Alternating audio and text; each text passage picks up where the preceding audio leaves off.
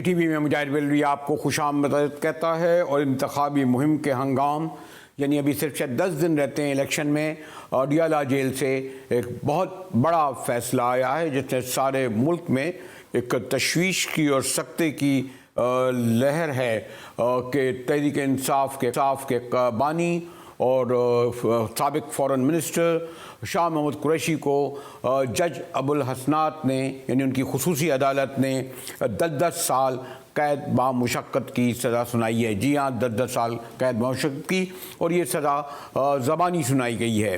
ये भी इंटरेस्टिंग बात है कि जो प्रोसिक्यूटर तो थे ही, लेकिन कोई सफाई का वकील पेश नहीं हुआ और वो भी पेश हुए खुद हुकूमत की तरफ से। ये जो सज़ा सुनाई गई है, इसके बाद जज का और हमारे हसनात का बड़ा दिलचस्प मुकालमा हुआ। दिलचस्प ही लफ्ज़ इस्तेमाल करूँगा बानी तहरीक के बारे में और जज अबुल हसनात के बारे में। हमारे बानी तहरीक ने सवाल किया, बानी तहरीक से सवाल किया गया कि 342 के बयान पर दस्तखत करेंगे।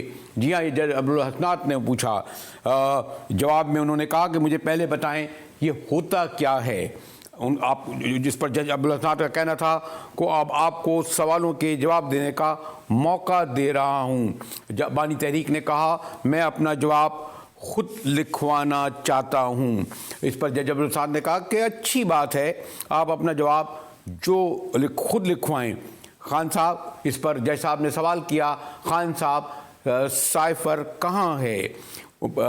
इस पर बानी का जवाब था पहले ही बताया था कि साइफर मेरे पास नहीं है। जज अबुल हसनात ने बानी तहरीक का जवाब सुनकर ज़बानी 10-10 साल, जी हाँ 10-10 साल कैद बामुशक्क़त की सना सुनाई, जिसे बानी तहरीक ने मुस्करा कर, जी हाँ मुस्कुराते हुए इसका सज़ा को सुना। और उसके बाद बानी तहरीक ने 342 के तहत अपना तफसीली बयान भी दिया और उसमें उन्होंने अपने बयान में बड़ी दो टोक अल्फाज में अपना मौक़िफ़ बयान किया। और उनका कहना था कि साइफर मेरे ऑफिस में था। जिम्मेदारी प्रिंसिपल सेक्रेटरी और मिलिट्री सेक्रेटरी की होती है। यकीनी तौर पर जो इस तरह के एक नहीं साइफर होते, सैकड़ों की तादाद में गालिबन आते होंगे और एक प्राइम मिनिस्टर के पास नहीं, जैसे मिलिट्री सेक्रेटरी या ख़ास तौर पर प्रिंसिपल सेक्रेटरी आदम खान के पास था। और फिर बानी तहरीक ने 342 के तहत अपना बयान बाद में जारी करते हुए कहा कि असल साजिश बताना चाहता हूँ। बानी तहरीक का कहना था कि 3 साल के दौरान सिर्फ एक ही साइफर क्यों गायब हुआ, जिसे मैंने कहा कि सैकड़ों की तादाद में साइफर होते हैं। इस पर उन्होंने कहा कि जब ये साइफर गायब हुआ और मुझे मजबूरन फिर इस पर पूछना पड़ा अपने मिलिट्री सेक्रेटरी से कि इंक्वायरी करो, जिसका जवाब इंक्वायरी की गई लेकिन साइफर नहीं मिला। बानी तहरीक इंसाफ का अपने बयान यानी 342 के तहत ये कहना था कि असल में साइफर केस की साजिश जनरल बाजवा यानी साबिक आर्मी चीफ और अमेरिकन अहलकार डोनाल्ड लूड शामिल थे। ये आपको बताता चलें कि जो साइफर यानी वो पैगाम जो हमारे सफ़ीर ने, अमरीकी सफ़ीर, अमरीका में मुकीम पाकिस्तानी सफ़ीर ने भेजा था पाकिस्तान, उसके हवाले से ये कहा गया कि ये दरअसल पैगाम था डोनाल्ड ट्रंप की जानिब से तहरीक इंसाफ के सरबरा को कि अगर आपने ये मौक़िफ़ नहीं सुना हमारा, यानी अगर आपने जो भी उनका मैसेज था, तो फिर आपको इक़्तिदार से महरूम होना पड़ेगा। जनरल बाजवा ने इस पर तहरीक इंसाफ के कायद ने इस पर एक कमेटी तश्कील दी, 3 रुकनी कमेटी, जिसमें शाह महमूद कुरैशी, असद उमर और उनके आदम खान शामिल थे। जब ये कमेटी के अरकान जनरल बाजवा से मिले तो उन्होंने कहा कि आप पैगाम दे दें कि अपनी सिम दुरुस्त कर लें, वरना 12 साल, जी हाँ 12 साल की कैद होगी। 12 साल की कैद तो नहीं हुई, लेकिन बहरहाल आज जो जज अबुल हसनात ने 10-10 साल की कैद बामुशक्क़त सुनाई है। हमारे साथ इससे पहले कि मैं अपने शुएब शाहीन के पास आऊँ, फौरी तौर पर इमरान खान के वकील और तहरीक इंसाफ के इस वक्त चेयरमैन बैरिस्टर गौहर ने अपने रद्द अमल का इजहार क्या किया, देखिए। इंशाल्लाह हाई कोर्ट और सुप्रीम कोर्ट पे हमें इत्मीद है, at the end of the day हमें रिलीफ मिलेगा इंशाल्लाह ताला। तहम्मुल बर्दाश्त का मुजाहरा करें, मुश्तइल न होना, गुस्से में ना आना, कानून को अपने हाथ में ना लेना, कोई एक कंकरी आपने नहीं फेंकनी, आप तहम्मुल करें ताकि इनकी तवज्जो हम इलेक्शन से ना हटवा सके। ये हटाने की कोशिश कर रहे हैं और इसके अब यकीनन पूरी ब्रिगेड नून लीग की आ गई। राना सनाउल्लाह को भी मैं देख रहा था, लेकिन उनके वज़ीर कानून आए, हमारे तारड़ साहब आए और उन्होंने हुकूमत का दिफा किया इस केस के हवाले से। पाकिस्तान की आला तरीन अदालत में अदालत ने बारहा पूछा इनसे कि आप हमें मटीरियल दें, इवन इन कैमरा ही दे दें। अमरीकी साजिश के नारे से ज्यादा भोंडा और बेबुनियाद नारा शायद आज तक की किसी सियासी जमात ने लगाया हो, और हमें दुख और अफसोस के साथ ये बात कहना पड़ती है कि आप अपनी 1 साल की या 1.5 साल की हुकूमत बचाने के लिए पाकिस्तान के सफारती ताल्लुकात को दांव पे लगाते हैं, पाकिस्तान को सफारती तौर पे आइसोलेट करते हैं, और आपने फायदा क्या लेना था कि आपने अवाम में एक झूठा मैसेज दिया। अब ये दूध का दूध और पानी का तर्जुमान और साबिक वज़ीर कानून का था, लेकिन ये भी इंटरेस्टिंग बात है कि पाकिस्तान पीपल्स पार्टी की जानिब से ना तो मजम्मती या इसके हवाले से कोई ऐसा बयान आया हो कि जो मुतनाज़ा हो, ताहम जमात इस्लामी के लियाकत बलूच ने ज़रूर पर इजहार ख्याल किया। हमारे साथ कौमी असम्बली के रुकन उम्मीदवार हैं इस्लामाबाद से, इस्लामाबाद हाई कोर्ट बार के सदर, बहुत सारे केसों में इमरान खान के वकील शुएब शाहीन साहब मौजूद हैं। शुक्रिया शुएब शाहीन साहब, आप मुझे इल्म है कि आप इंतखाबी मुहिम थे, लेकिन केस की नौयत इतनी अहम थी कि मैं आपको जहमत दे रहा हूँ। तो ये जो साइफर केस में सज़ा हुई है बानी तहरीक को, तो उसका अगला मरहला क्या होगा, कहाँ अपील करेंगे? जी, इसका तरीकाकार यही है कि इस्लामाबाद हाई कोर्ट में हम चैलेंज करेंगे, जो कि ये जजमेंट जो लोअर कोर्ट्स की है ये हाई कोर्ट में चैलेंजेबल है अपील की सूरत में। मैं होपफुल हूँ कि इंशाल्लाह कच्ची पेशी पे ये सस्पेंड हो जाएगी। वजह उसकी ये नहीं है कि 10 साल सजा दे दी, वजह उसकी ये है कि जो हक के दिफा था वो ख़त्म कर दिया गया। जो वकील मुकर्रर किए गए वो प्रोसिक्यूशन ने मुकर्रर करके दे दिए, और जो फंडामेंटल राइट है कि due process and fair opportunity of defence वो नहीं दी गई। और इस केस में अदरवाइज तो वैसे भी इलीगल एंड अनलॉफुल है। जिस तरह तोशाखाना वाले के जज ने एक के जोर पे एक फैसला दे दिया था, उस तरह अब ये जज मुनसिफ पता नहीं कैसे बन गए हैं। अल्लाह रहम करे हमारे मुल्क पे, कैसे अगर मुनसिफ बन जाए जो कि रात की तारीकी में सारा दिन एक ही दिन सारे गवाहान के ऊपर जिरा करा के, वो भी अपनी पसंद के वकील।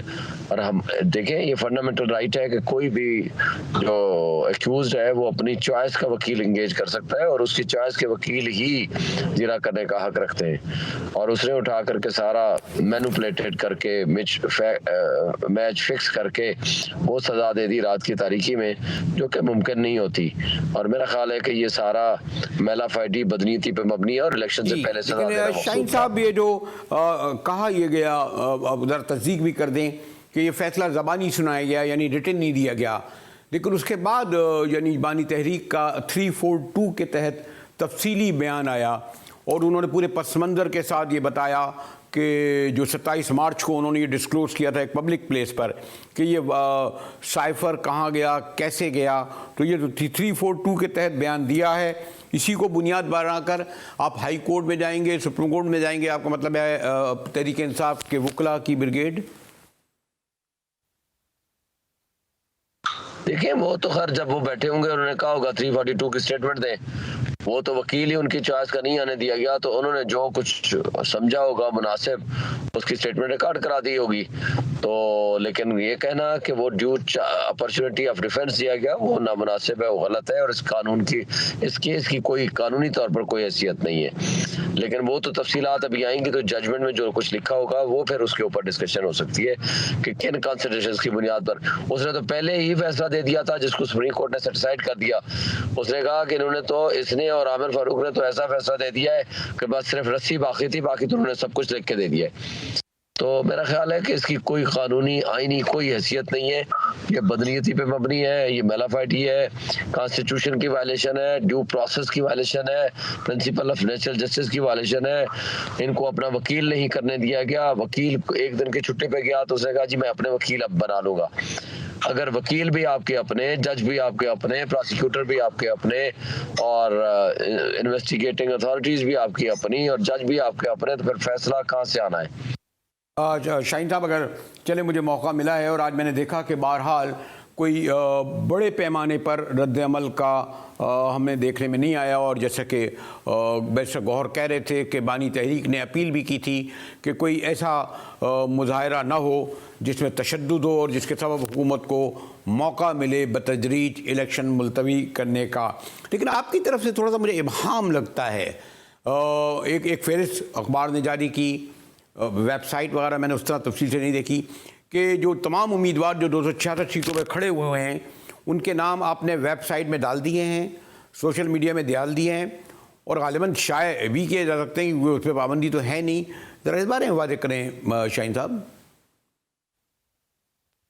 देखिए, इंडिपेंडेंट तो दो किस्म के इंडिपेंडेंट है ना। एक तो हमारा पीटीआई के कैंडिडेट्स हैं जो ड्यूली नॉमिनेटेड हैं, लेकिन चूंकि हम हमसे बल्ले का निशान छीन लिया गया, वो हमें निशान दिया ही नहीं, तो उस लिहाज से हमें इंडिपेंडेंट डिक्लेयर कर दिया गया बाय द इलेक्शन कमीशन। हम इलेक्शन जरूर इंडिपेंडेंट लड़ रहे हैं, but we are bound by the party discipline, तो इसलिए हम तो हो गए पार्टी के। बाकी अगर कोई इंडिपेंडेंट है तो उसका मेरा नहीं ख्याल कि इतना कोई बड़ी तादाद में कोई इंडिपेंडेंस की है। हाँ, हमारे कवरिंग कैंडिडेट्स थे और एक दिन वापस लेने का टाइम था, उसके बाद से ये सिलसिला जारी रहा। बहुत सारे रिटायर्ड हो गए हैं या रिटायर हो जाएंगे, लेकिन इंशाल्लाह मुकाबला जो है वो पीटीआई के जो नॉमिनी है या इमरान खान का नॉमिनी है, और उनका तो किसी और पार्टी के साथ होगा। शुक्रिया शरीफ शाहीन साहब। शरीफ साहब इंतखाबी निकले हुए हैं, इसे अच्छा कहें या बहरहाल भारत तहरीक इंसाफ का फैसला है कि कोई ऐसा रद्दमल नहीं आया जिसकी तवक्को की जा रही थी, और अब अपील हाई कोर्ट में और फिर सुप्रीम कोर्ट में की जाएगी। ब्रेक के बाद हाजिर होते हैं एक मुख्तसर से।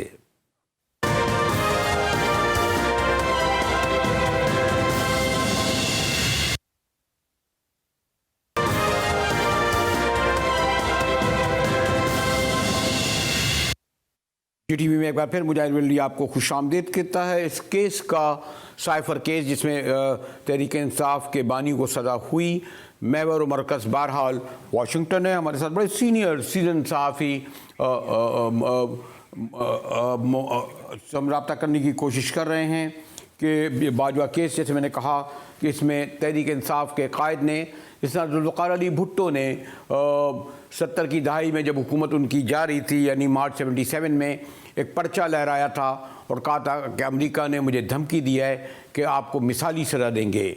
इसी तरह खान साहब ने भी, बानी तहरीक ने भी एक जलसे में 27 मार्च को, अगर मैं गलत नहीं हूँ, तो एक लहराया पेपर और बताया कि ये साइफर आया है और जिसमें कहा गया है कि आपके ख़िलाफ़ तहरीक एतमाद लाई जाएगी अगर आपने जो है हमारे मुताबिक, यानी हमारा जो भी उनका कहना था कि उनसे जो इख्तलाफात डेवलप्ड हुए थे उसमें डोनाल्ड ट्रंप ने बराह रास्त हमारे सफ़ीर असद मजीद को ये बुलाकर ये मैसेज दिया, जिसे साइफर कहते हैं, कि वो ये पैगाम दें कि अगर वो इसी तरह अमेरिका को निशाना बनाते रहे तो फिर उनके ख़िलाफ़ हम तहरीक अदम एतमाद लाकर उनकी हुकूमत को ख़त्म कर देंगे।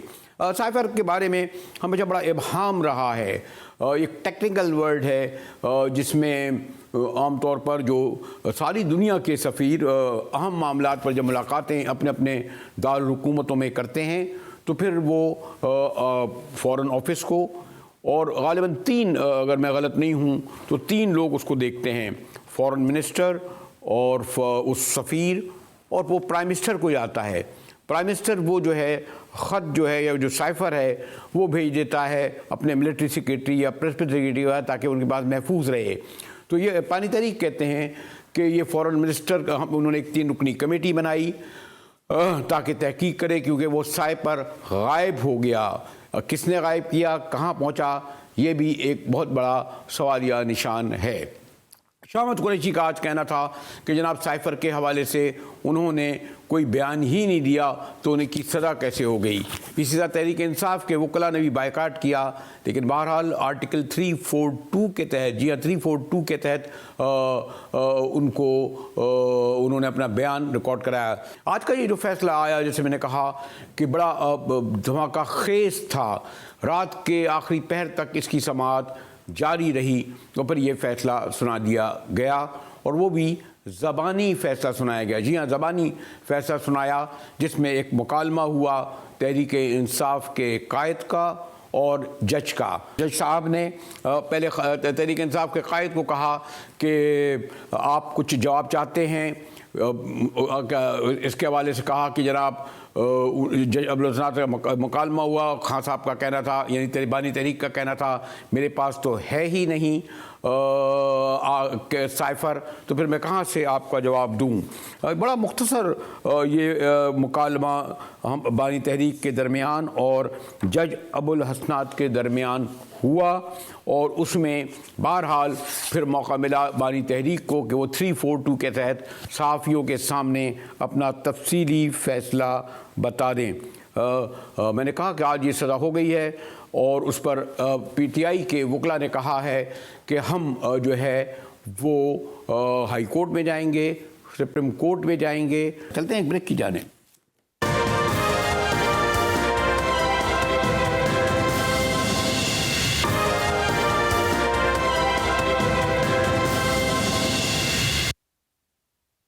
टीवी में एक बार फिर मुजाहिद वली आपको खुश आमदीद कहता है। मादत के हम गुफ्तगू कर रहे थे वाशिंगटन से, लेकिन कुछ वक्त और रब्ता नहीं हो सका। बड़े सीनियर सहाफ़ी अनवर इकबाल हैं। मैं ज़रूर चाह रहा था कि इस हवाले से, क्योंकि इसका महवर व मरकज़ वाशिंगटन है और बानी तहरीक कहते हैं कि ये डोनाल्ड लोम और हमारे सफ़ीर के दरमियान जो मुकालमा हुआ वो कहते हैं ये साजिश थी उनके ख़िलाफ़। फिर एक साबिक़ सफ़ीर का भी नाम लिया गया। अनवर, ये जो पूरे पस मंज़र को अगर मैं बहुत क्विक चाहूँ कि आप समेटें कि वाकई ये जो साइफर था, जो पैगाम दिया गया हमारे सफ़ीर को, वो इसी का तरह कि एक धमकी थी बानी तहरीक को इक़्तिदार से निकालने की। देखें, ये तो इंटरप्रिटेशन की बात है ना, आप किस तरह इंटरप्रेट करते हैं। अमरीकी कहते हैं कि वो एक रूटीन की गुफ्तगू थी जो एक लंच के दौरान हुई, जिसमें उन्होंने अपने ख्यालात का इजहार किया। पाकिस्तान के सफारतकार जो वहाँ मौजूद थे उन्होंने कहा कि भाई इसमें हमने कुछ मिनट्स बनाने हैं और भेजने हैं। मिनट्स बनाए गए और पाकिस्तान ने भेजे। हमने ना धमकी दी थी और ना हम ये चाहते थे कि इमरान खान रहें या जाएं, क्योंकि हमारा इस मामले से कोई ताल्लुक नहीं है। और वो कहते हैं कि सारे इल्ज़ाम हैं जो सरासर गलत हैं। अब पीटीआई इसको इस तरह इंटरप्रेट करती है कि जो कुछ उन्होंने कहा वो खुली धमकी थी और वो साजिश थी हमें निकालने की। अब ये है कि अमरीकी भी इस बात को समझते हैं कि इस तरह की बातों को जो दूसरे ममालिक में जैसे पाकिस्तान है और दीगर ममालिक में अमरीकी साजिश के तौर पर इंटरप्रेट किया जाता है कि उससे सियासी फायदा होता है। असल में जो गलती हुई जो पीटीआई से, जिसकी वजह से अमरीकी कि उनके खिलाफ हो गए, वो ये हुई कि उन्होंने अमेरिका के अंदर जो तहरीक चला दी पाकिस्तान रहने वाले पाकिस्तानियों से, डोनाल्ड लू के खिलाफ, और डोनाल्ड लू को टारगेट किया गया, नारे लगाए गए, उनका नाम लेके उनको बुरा भला कहा गया। ये एक ऐसी बात है जिसको अमेरिका में बर्दाश्त नहीं किया जाता। बिल्कुल इसी तरह न्यूयॉर्क टाइम्स ने एक सफारतकार का नाम ले लिया था, जिसपे न्यूयॉर्क टाइम्स को बाज़ाब्ता तौर पे जुर्माना भी हुआ, काफी अच्छा खासा जुर्माना हुआ और माफी भी मांगनी पड़ी कोर्ट में आके। तो क्योंकि वो ये कहते हैं कि जो सफारतकार होता है वो जो सियासी हुकूमत होती है उसका नुमाइंदा होता है, आपने टारगेट करना है तो आप सियासी हुकूमत और सियासी जो अहलकार है उनको करें, जो गवर्नमेंट का मुलाजिम है वो सिर्फ अपना। लेकिन अनवर इकबाल, आप ये तो जानते हैं कि इस सब कॉन्टिनेंट ही नहीं, सारी दुनिया में ये किताबें आपने माशाल्लाह सैकड़ों पढ़ी होंगी और हमारे लिए तो तारीख़ में भुट्टो साहब का मशहूर है, हेनरी किसिंजर का बयान हर वक्त आज तक गूंजता है कि मिसाली बना देंगे, बनाया भी गया, किताबों में लिखा है कि CIA का पैसा आया अफगान वॉर में आपने उसामा बहुत बिन कुछ लादेन बताया। पर जो कुछ अमेरिका का रोल है वो भी सब आता है। यानी इस बारे में कोई नहीं है कि कास्ट्रो को जो है के खिलाफ क्या हुआ, वियतनाम में क्या हुआ, कोरिया में क्या हुआ। मैं मुल्कों की बताता रहा हूँ कि बांग्लादेश के में क्या रोल था। ये रोल तो रहा है ना वाशिंगटन का। अब वो ये और बात है कि नॉन स्टेट एक्टर कह लें उनको, या आप कह लें कि जी वो वाशिंगटन की हुकूमत नहीं होती बल्कि CIA होती है। नहीं, आपकी बात बिल्कुल दुरुस्त है। देखिए, हेनरी किसिंजर को टारगेट किया, सबने किया, उस पर रिएक्शन इसलिए नहीं हुआ कि वो एक सियासी एहलकार थे, वो करियर डिप्लोमेट नहीं थे। लेकिन खैर ये तो एक एकेडमिक बहस है ना। इसमें तो कोई शुबा नहीं कि अमेरिका की मुदाखलत होती है। बात सारी ये होती है कि इस गेम में आपके पत्ते कितने मजबूत हैं, आपके पास कौन से ट्रम्प कार्ड हैं। अब इस सारी गेम में अमेरिका अगर आपको हटाना भी चाहता था तो अमेरिका उस वक्त तक कामयाब नहीं हो सकता था जब तक अंदरूनी तौर पे जो पाकिस्तान में मुख्तदर हल्के हैं वो इमरान खान के खिलाफ ना हो जाते। इमरान खान अगर इख्तिदार से महरूम हुए तो इसलिए नहीं हुए कि अमेरिका ने उनको निकाला, बल्कि इसलिए हुए कि पाकिस्तान के तो आपके ख्याल में अनवर इकबाल, जिस तरह PNA के बारे में कहा जाता है कि ये ठीक है कि भुट्टो साहब के खिलाफ एक पॉपुलर अवामी तहरीक थी PNA की, लोग भुट्टो साहब के जो आमिराना जो सलूक था या हथकंडे थे उसके खिलाफ निकल कर आए थे जेन्युइनली, तो PDM भी को इस तरह के वो बहरहाल आपको पता चला है PDM किस तरह बनी रातों रात, 174 वोट किस तरह लाए गए। तो ये PNA और PDM का मारना भी लोग करते हैं इस हवाले से कि बहरहाल इस्तेमाल तो फिर अंदरून कुव्वत ही होती है ना अनवर। बिल्कुल होती है, लेकिन सिर्फ अंदरूनी कुव्वतें नहीं, हमारे यहाँ तो पता है पाकिस्तान में जो मुख्तदर हल्के होते हैं वो मरकजी किरदार अदा करते हैं। मैं ये नहीं कह रहा हूँ कि अमेरिका क्या चाहता था क्या नहीं चाहता था। खान साहब की जो बहुत बड़ी गलती थी, शायद सबसे बड़ी गलती थी, वो थी कि मॉस्को में उस दिन मौजूद होना जिस दिन रशिया ने यूक्रेन को इन्वेड किया। उस बात को अमेरिका में बहुत नोट किया गया और आज तक हवाले दिए जाते हैं, उस बात को बिल्कुल पसंद नहीं किया गया और उसकी वजह से उनके खिलाफ जो सेंटिमेंट्स हैं उनमें बहुत ज्यादा इजाफा हुआ। और लेकिन ये मैं नहीं समझता कि अमेरिका ने कोई ऐसी बड़ी साजिश की जिसके जरिए खान साहब का तख्ता उलट दिया गया। अमेरिका ने सिर्फ, मेरा अपना जो अंदाजा वो ये किया कि जो कुछ हो रहा था उसकी मुखालफत नहीं की, इसलिए मुखालफत नहीं की कि वो भी खान साहब को नापसंद करता था। ठीक है अनवर इकबाल, शुक्रिया आपने हमारे लिए वक्त निकाला। और अनवर इकबाल वाशिंगटन में बड़े अहम आदमी समझे जाते हैं, मीडिया के हवाले से पाउडर करते थे। और क्योंकि बहरहाल हमें इलेक्शन से तो नहीं निकलना, क्योंकि 8 फरवरी का इलेक्शन एक टर्निंग पॉइंट है पाकिस्तान की सियासी तारीख का। मैं भी शहरों शहरों गया जिसकी एक पहले भी झलक दिखाता रहा हूँ, पहले एक झलक दिखाऊंगा और फिर ज़रा जो बड़े इंतखाबी मार्के हो रहे हैं उन इंतखाबी मार्कों में मुल्तान भी ले चलूँगा। लेकिन ये देखिएगा, मैंने कहा ना कि पिछले हफ्ते जो इंतखाबात की मैंने शहरों शहरों घूमते हुए, और मैंने कहा ज़रा चुनूँ साबिक वज़ीर आज़म का हल्का कि वहाँ क्या हो रहा है। बड़ा इंतखाबी मार्का है, देखते हैं हिलाल नजमी की ये रिपोर्ट। पंजाब से कौमी असम्बली का हल्का NA 148 मुल्तान 1। इस हल्के का पुराना नाम NA 154 मुल्तान 1 है। इस हल्के की आबादी 9,10,134 है, जिनमें रजिस्टर्ड वोटर्स की तादाद 2,13,333 है। बात करें अगर मर्द और ख़वातीन वोटर्स की तादाद की, तो मर्द वोटर्स की तादाद 1,11,639, जबकि ख़वातीन वोटर्स की तादाद 1,01,694 है। यहाँ पोलिंग के लिए 136 पोलिंग स्टेशन कायम किए जाएंगे। इस हल्के से पाकिस्तान पीपल्स पार्टी के यूसुफ रजा गिलानी, मुस्लिम लीग नून के अहमद हुसैन डहर और आज़ाद उम्मीदवार बैरिस्टर तैमूर अल्ताफ़ मलिक के दरमियान दिलचस्प मुकाबला देखने को मिलेगा। इस हल्के से 2018 के आम इंतखाबात में मौजूदा आज़ाद उम्मीदवार अहमद हुसैन डहर ने पाकिस्तान तहरीक इंसाफ के उम्मीदवार की हैसियत से 74,283 वोट लेकर कामयाबी हासिल की थी। इस हल्के की आवाम का झुकाव किस जमात की जानिब है, आइए देखते हैं।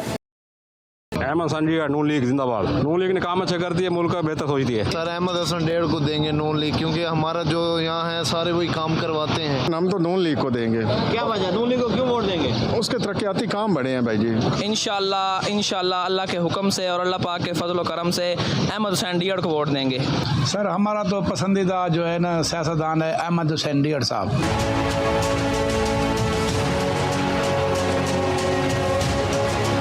हम खान खान के साथ है, हम खान को वोट देगा। खान को वोट क्यों देगा भाई? खान बहुत अच्छा लीडर था। सर वोट इमरान खान का है। वोट से इमरान खान का जेड़ा बंदा ही होवे।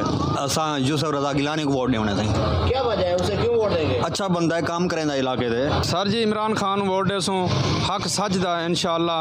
सर पीटीआई को देंगे। तो पीटीआई को उम्मीदवार कौन है इधर? सर वैसे बैरिस्टर साहब हैं, लेकिन इनके अलावा अगर कोई और भी होता तो हम उसी को देते वोट। तो आपने ये हरा सुनील सी बड़े सीनियर जर्नलिस्ट हैं, जुनूबी पंजाब मुल्तानी का नहीं कहूँगा बल्कि कौमी सियासत पर भी गहरी नज़र है। शुक्रिया ज़फ़र, माज़रत के मुल्तान से ज़रा जल्दी गुजर गया, आपसे राय नहीं ले सका, लेकिन अब मैं आपकी बड़ी गहरी नज़र, जैसे मैंने कहा, क्या ओवरऑल आप मुल्तान में देख रहे हैं जो 2018 के इलेक्शन में और ख़ास तौर पर गिलानी साहब के हल्के में? ज़फ़र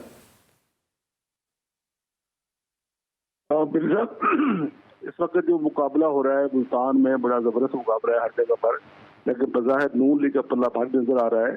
और उसकी वजह यह है कि यहाँ पर बदकिस्मती से आप कह लें इसको कि यहाँ पर जो रिवाज चल रहा है वोट डालने का, वो किस पार्टी को लोग वोट डालते हैं, और जब फजा बन जाती है लोग देखते हैं कौन सी पार्टी इक़्तिदार में आने वाली है तो मुफ्त लोग उनके साथ मिल जाते हैं। और जनूबी पंजाब के जो लीडर्स हैं, MNAs हैं, MPA जो बनते हैं, जिन्हें हम इलेक्टेबल्स कहते हैं, ये भी हमेशा वक्त के साथ अपना आशाने जहाँ देखते हैं कि जब किसके सर पे हुमा बैठ रहा है तो उधर चले जाते हैं। लेकिन ज़फ़र ये तो है ना कि अभी अली मूसा गिलानी ने कुरैशी साहब की साहिबजादी को हराया था, तो गिलानी साहब प्राइम मिनिस्टर रहे, कई बार मुंतखब हो चुके हैं, आप उन्हें एक मजबूत उम्मीदवार नहीं समझते? मैं समझता हूँ कि जब उसमें अली मूसा गिलानी पहले इसी हल्के में से हारे थे और शाहबूद साहब के बेटे से हारे थे, और जब अब जब इलेक्शन हुआ तो ये था कि अली मूसा गिलानी के साथ नून लीग का वोट भी था। नून लीग ने अपने जो कैंडिडेट बल्कि अपने गवार डोगर साहब थे उनको विड्रॉ किया था, और वो नून लीग मुकम्मल उनकी हमायत कर रही थी, और PTM का वोट भी उनके साथ खड़ा था। तो इस सूरत में पूरी भरपूर कुव्वत मिली थी अली मूसा गिलानी को और वो जीत गए थे। जहाँ तक तो लोग यूसुफ गिलानी साहब का, तो यूसुफ गिलानी साहब को आप उनकी खुशकिस्मती कह लें, उनको वही हल्का मिल गया है, नई हल्का बनने की वजह से। जो 1985 में जो पोजीशन थी जब यूसुफ गिलानी साहब वहाँ इलेक्शन जीते थे, पर जब उसके बाद वो स्पीकर बने तब भी यही हल्के की यही पोजीशन थी, तो अब फिर उनको उसी सूरत में हल्का मिल गया है। तो अब उनका मुकाबला उनके अपने ही दरीना साथी डेढ़ साहब से है जो उनके बड़े पुराने दोस्त है। तो आप ज़फ़र, कुरैशी साहब और उनकी फैमिली मौजूद तो है, लेकिन बहरहाल तहरीक इंसाफ के जिस तरह हाथ पैर बांध कर उन्हें एरिना में डाला गया, आपको इल्म है, तो तहरीक इंसाफ का जुनूबी पंजाब में कोई भी बड़ा उम्मीदवार कामयाब होता हुआ नहीं देख रहे किसी नशिस्त पे? तो जाहिर तौर से कोई सूरत नजर नहीं आ रही, लेकिन जहाँ पर मखदूम साहब के बेटे मखदूम शाहबूद के बेटे ज़ैन कुछ इलेक्शन लड़ रहे हैं, इसको हम इस अंदाज से थोड़ा बेहतर देख रहे हैं कि वहाँ पर तहरीक इंसाफ का नजरियाती वोट है। अगर वो लोग निकलते हैं और प्रॉपर वहाँ पे लोग जो है आपके वोट डालते हैं तो ज़ैन किसी पीछे मजबूत हो सकती है। लेकिन बज़ाहिर जो सूरत हाल है वहाँ जवेद अंसारी हैं जो मुस्लिम लीग नून के, उनकी पोजीशन बेहतर नजर आ रही है। ओवरऑल जुनूबी पंजाब में ऐसा लगता है कि या पीपल्स पार्टी को कोई बेहतर पोजीशन में आएगी? जी सर, जुनूबी पंजाब में पीपल्स पार्टी क्या बेहतर पोजीशन ही 5, 6, 7, 8 नशिस्तें उन्हें आप दे रहे हैं? नहीं, उनकी एक सीट पहले थी नवाब इफ्तिखार की, जो नवाब रसूलुल्लाह खान साहब के साहबजादे हैं, वो पहले भी MNA बने थे, अब भी वो इलेक्शन लड़ रहे हैं, तो उनकी पोजीशन कोई बेहतर है। और गिलानी साहब की अपनी पोजीशन तो बेहतर है, लेकिन उनके बेटों की पोजीशन कोई ज्यादा अच्छी नहीं है। तो इसलिए मैं साउथ पंजाब में नहीं देख रहा कि पीपल्स पार्टी को बड़ी अहमियत हासिल कर सके। शुक्रिया ज़फ़र आहिर, बड़ी गहरी नज़र रखते हैं जुनूबी पंजाब की सियासत पर, और उनके ख्याल में पीपल्स पार्टी को कोई बड़ी कामयाबी जुनूबी पंजाब में आती नहीं देख रहे। कि राती GTV से मुजाहिद वली को इजाज़त दीजिए।